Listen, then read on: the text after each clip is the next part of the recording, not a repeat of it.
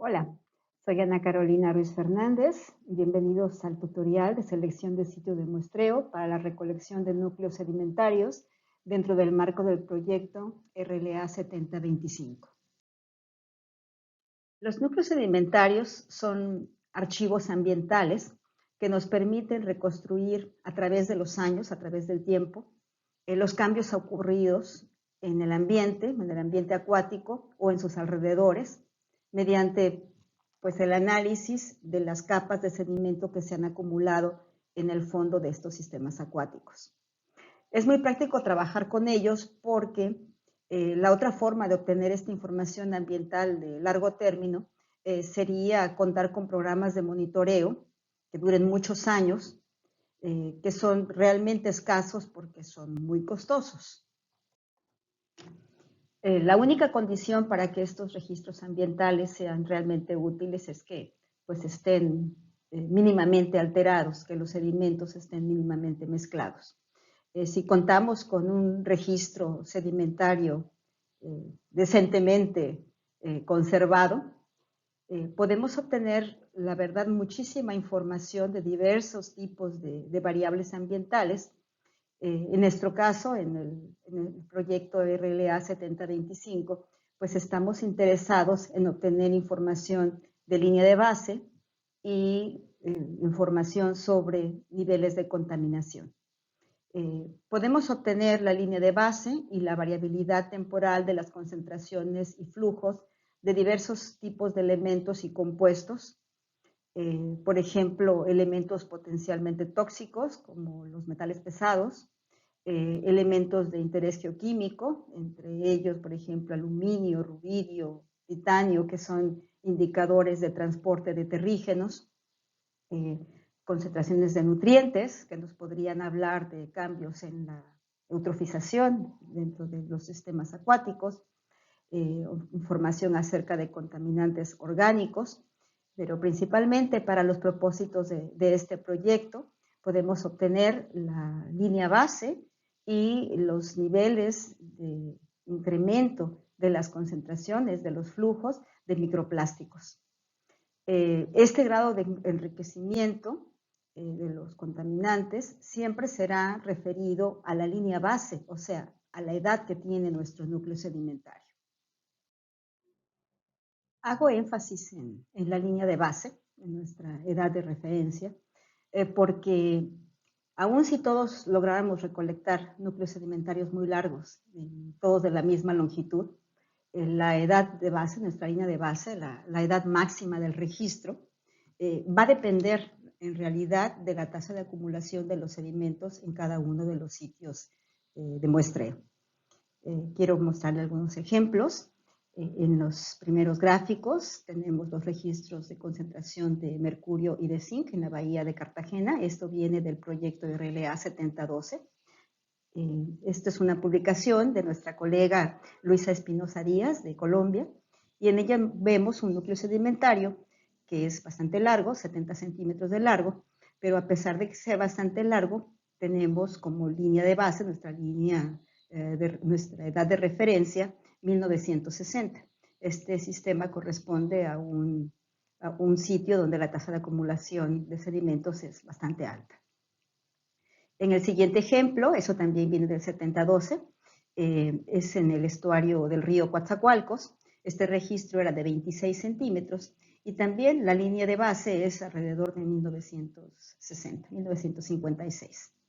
Y en el último ejemplo, esto es de una de mis estudiantes de doctorado, Tomasa Cuellar, lo que nos muestra es un núcleo sedimentario que tiene únicamente 50 centímetros de longitud, pero la tasa de acumulación era bastante baja y este núcleo tenía un registro de más de 100 años.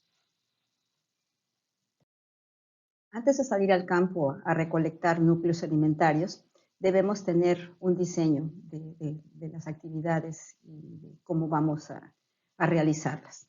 Esto es muy importante, está basado en los objetivos y las estrategias más convenientes para tener éxito. Salir al campo es costoso en términos no solo económicos, sino de esfuerzo humano, y tenemos que tener claro cuáles son nuestros objetivos para que el esfuerzo que hayamos realizado pues no sea en vano. Nosotros, dentro del proyecto RLA 7025, tenemos como objetivo, uno de los objetivos, poder reconstruir las tendencias históricas de la contaminación por microplásticos, basado en el análisis de núcleos sedimentarios que van a estar fechados con el método de plomo 210 y la corroboración de edades mediante el radionúclido artificial cesio 137. Queremos, además, pues, hacer la reconstrucción de la variación temporal de los flujos de estos microplásticos, y ello depende de la obtención de la tasa de acumulación másica, además de las abundancias de los microplásticos dentro de los sedimentos. Bueno, para poder lograr esto, necesitamos tener clara nuestra meta, y la meta es obtener núcleos sedimentarios mínimamente alterados. La acumulación de los sedimentos es básicamente un proceso de ganancia-pérdida cotidiana.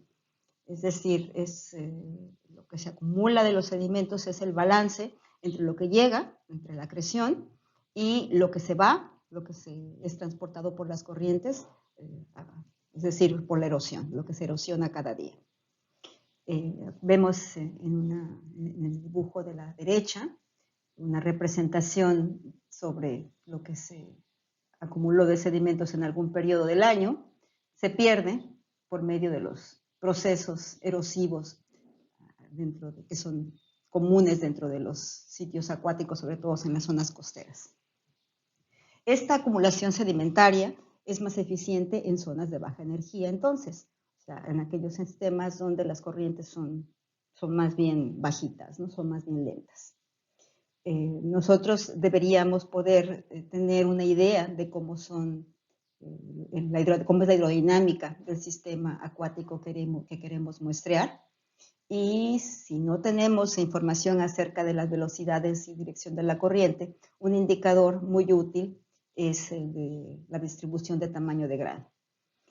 El registro sedimentario, además, no solamente es el balance entre la acreción y la erosión, sino también podemos tener procesos como la resuspensión, que se da cuando tenemos muy fuertes vientos, la llegada de tormentas, por ejemplo, o bioperturbación, cuando tenemos organismos bentónicos que son muy activos y que son capaces de vivir no solo en la superficie de los sedimentos, sino también la infauna, aquella que se desplaza al interior de los sedimentos, pues también nos puede alterar el registro sedimentario.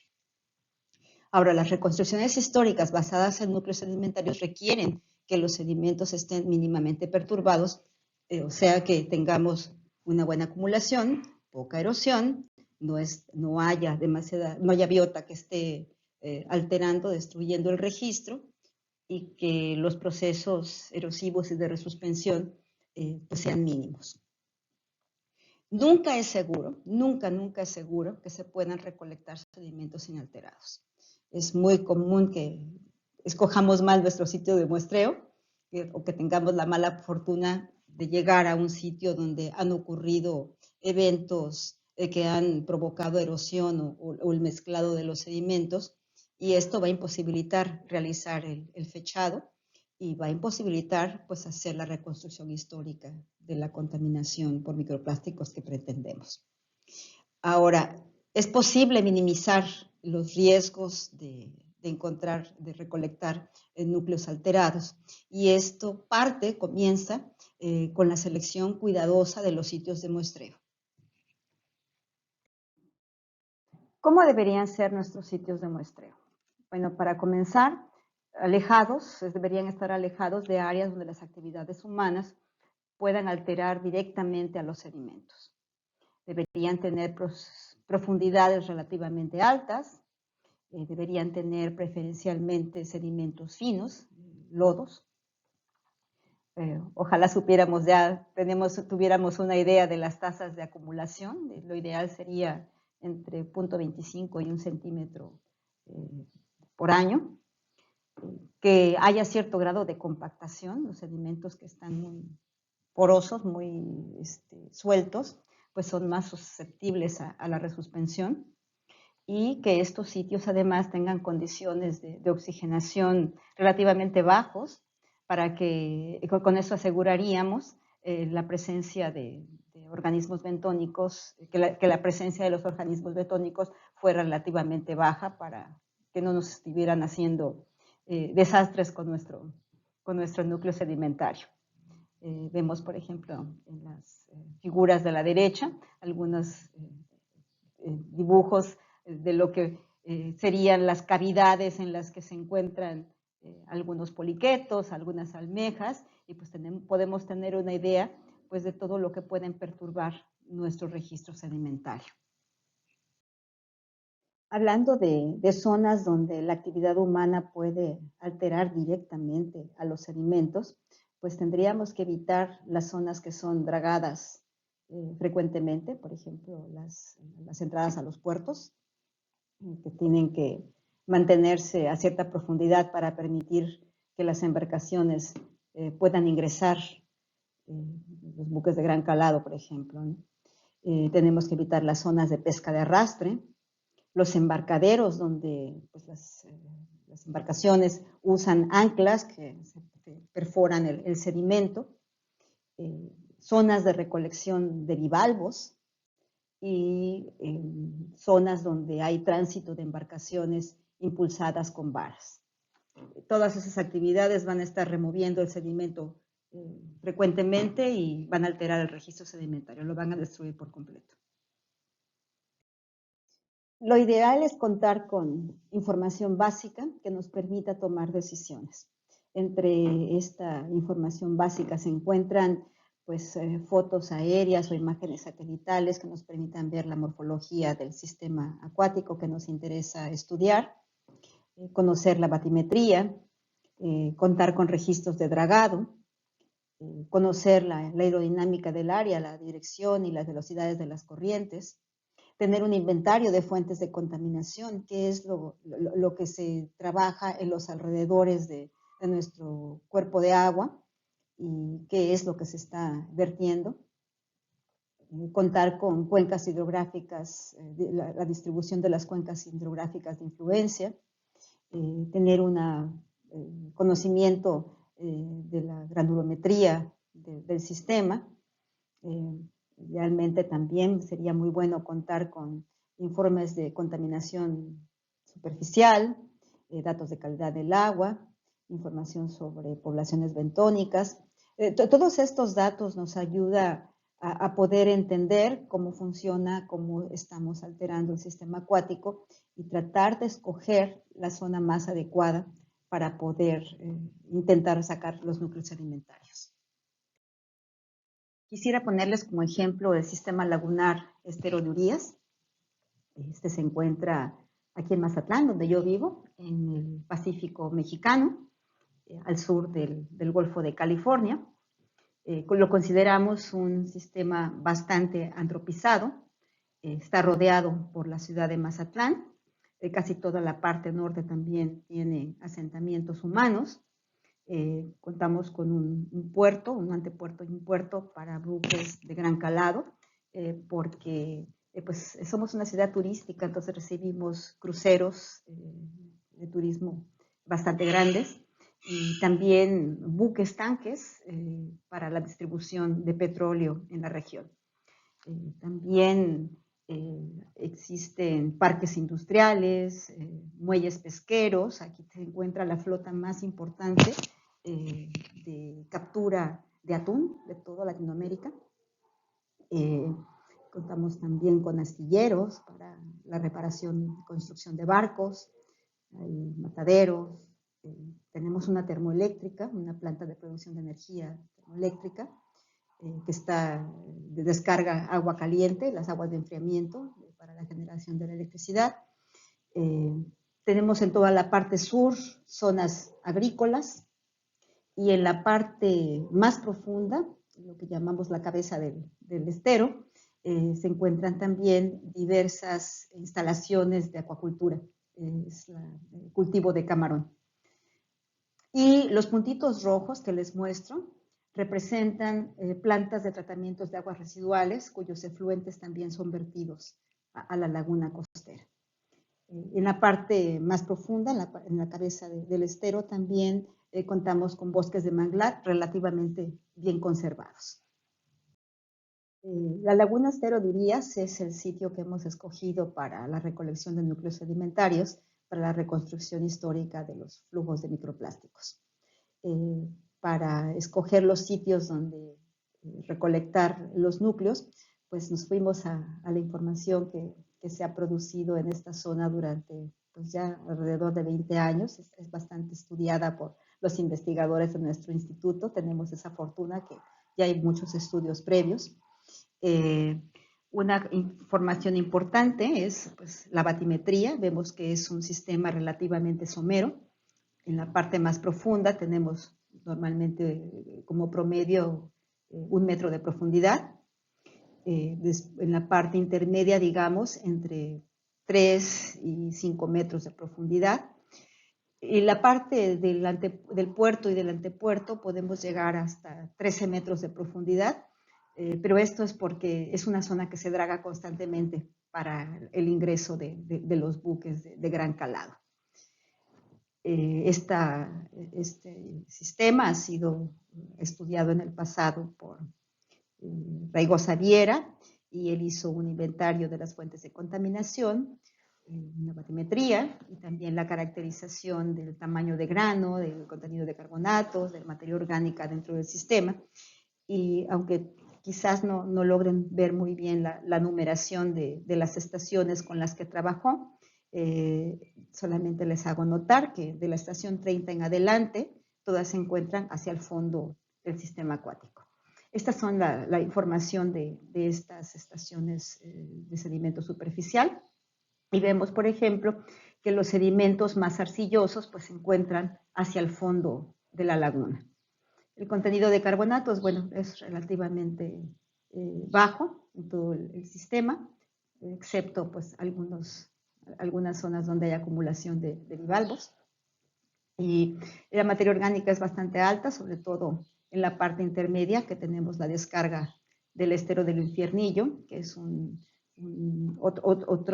ramal de la laguna que conecta directamente hacia asentamientos humanos donde se descargan aguas residuales sin tratar.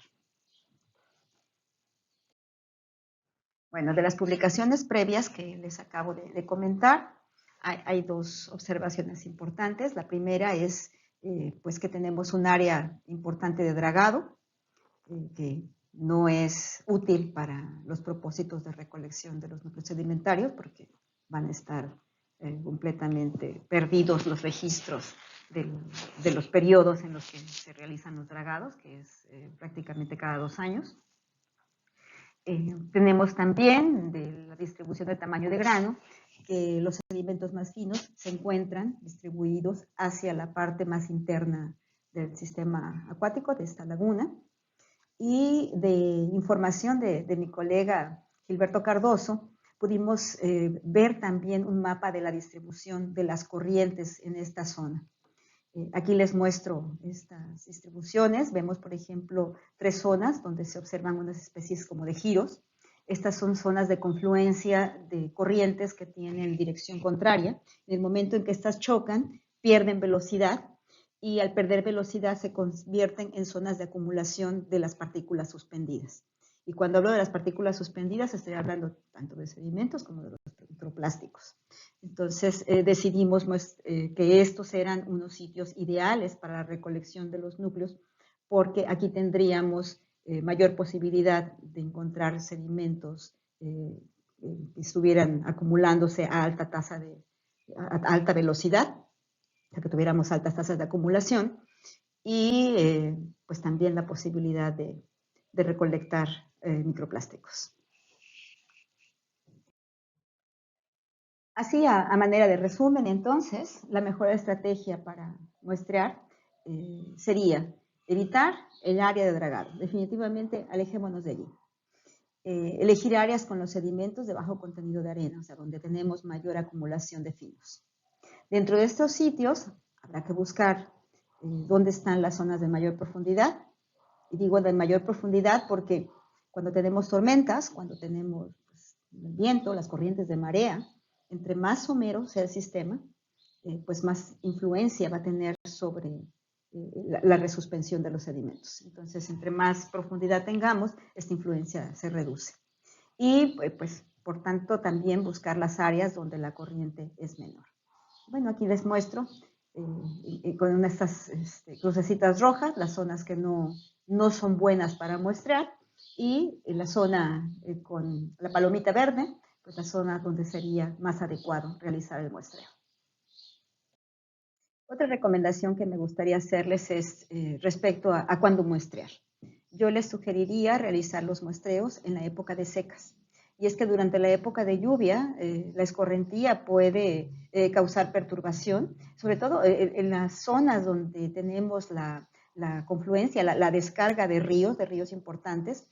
Estas descargas pueden provocar mucha resuspensión de los sedimentos, así que sería más conveniente esperar a que llegue la época de secas, cuando ya se haya asentado lo que se haya tenido que asentar de la descarga durante las lluvias y poder tener una mejor posibilidad de recolectar núcleos que no tengan alteración debido al impacto de las corrientes durante la época de lluvias.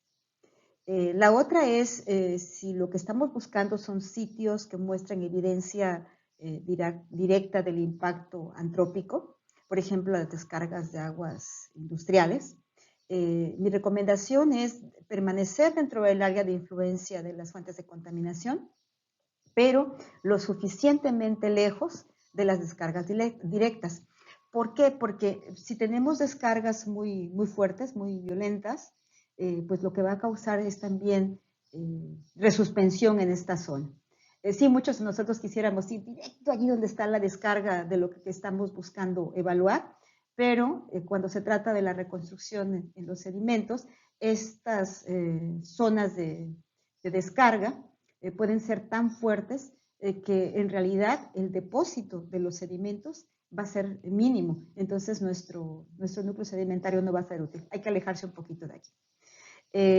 Por otro lado, por último, en caso dado de que en la zona que pretenden estudiar no se cuente con información que nos pudiera ayudar en la toma de decisiones, lo mínimo que les sugeriría hacer es revisar la granulometría del sitio que han escogido para la recolección del núcleo. La idea, como ya se los he mencionado anteriormente, es escoger estos sitios donde el tamaño de grano sea fino, donde encontremos el depósito de sedimentos lodosos.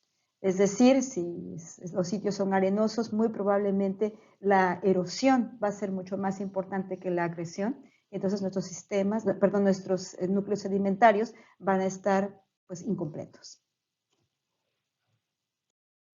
Me gustaría cerrar este tutorial con algunas recomendaciones generales para las maniobras durante el muestreo.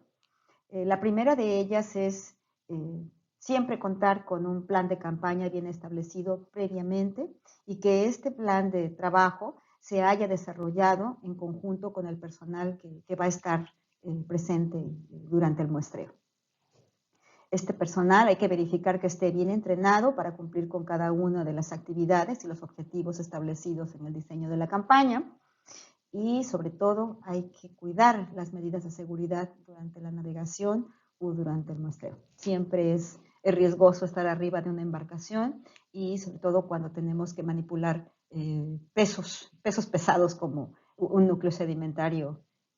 Cuando sube la lancha puede pesar pues más de 30 o 40 kilos. Hay que usar guantes adecuados durante las maniobras.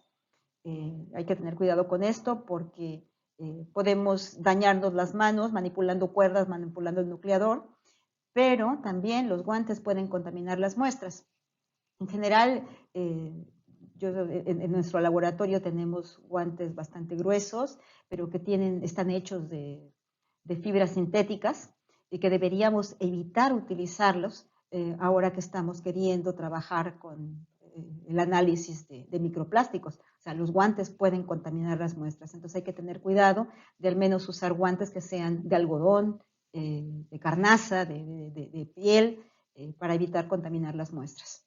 Evitar usar cremas solares y repelentes, porque hay muchos productos que tienen materiales que pueden contaminar las muestras.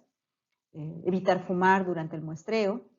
De ser posible, cuando comencemos con las maniobras, detener el motor de la embarcación y recolectar la muestra en el lado opuesto al de la descarga de las aguas de Sentina o de lastre, dependiendo del tipo de embarcación en el que estemos realizando el muestreo. Adicionalmente, tenemos que poner atención a la limpieza de los materiales que vamos a utilizar durante el muestreo, sobre todo los tubos que vamos a usar para la recolección del núcleo sedimentario. De repente tomamos un núcleo, no nos sirve, lo tiramos y nos quedan restos de esos sedimentos dentro del tubo. Hay que limpiarlos muy bien antes de volverlos a utilizar. Y también cuando limpiamos el material dentro de nuestra institución antes de salir al muestreo, para cuando llegamos al muestreo ya se empolvó, ya se llenó de partículas, entonces se recomienda que los enjuaguen con la misma agua dentro de la zona donde van a hacer la recolección del núcleo sedimentario. Por último, les muestro unas fotografías de unos escobillones que usamos en el laboratorio para limpiar los tubos al interior. Desafortunadamente, estos son de plástico. No hemos logrado conseguir de fibras naturales, así que los pueden usar para limpiar los tubos en el laboratorio, para llevarlos muy limpiecitos al muestreo, y enjuagar únicamente los tubos cuando los tengamos dentro de la lancha, para evitar la contaminación de las muestras con los residuos de las fibras plásticas de estos escobillones. Ojalá que ustedes puedan conseguir algo similar en fibras que no sean sintéticas, en fibras naturales, y si no, pues hay que prepararse con algo similar para poder tener una limpieza adecuada de los tubos antes de utilizarlos.